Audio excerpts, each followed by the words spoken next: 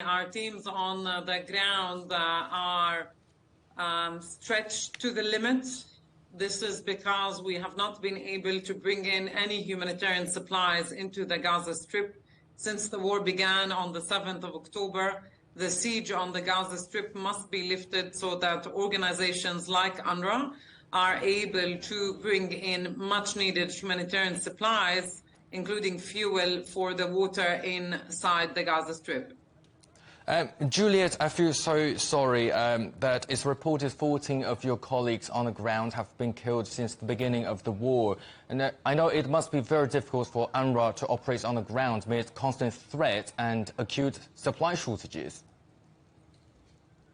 Yes, absolutely. We have lowered the UN flags to half-mast. We are in mourning for the colleagues we have lost in Gaza since the 7th of October, 14 of them, 5 teachers, 1 gynecologist, 1 engineer, several support staff. Some of them were killed while at home with their families.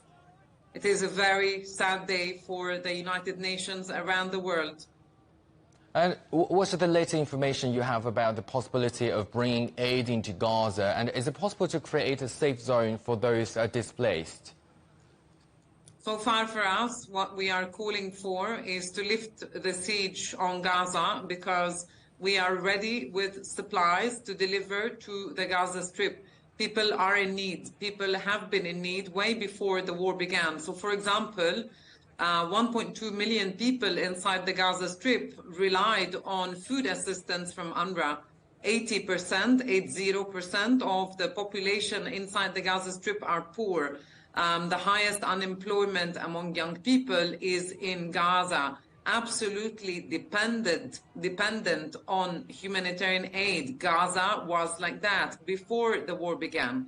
Now, with the siege and with the inability of organizations like UNRWA to bring in much needed supplies, we're not able to fulfill our mandate. So that's why it's critical that we're given immediately access to the Gaza Strip so that we're able to deliver assistance to people who need us. And there are many people who need us.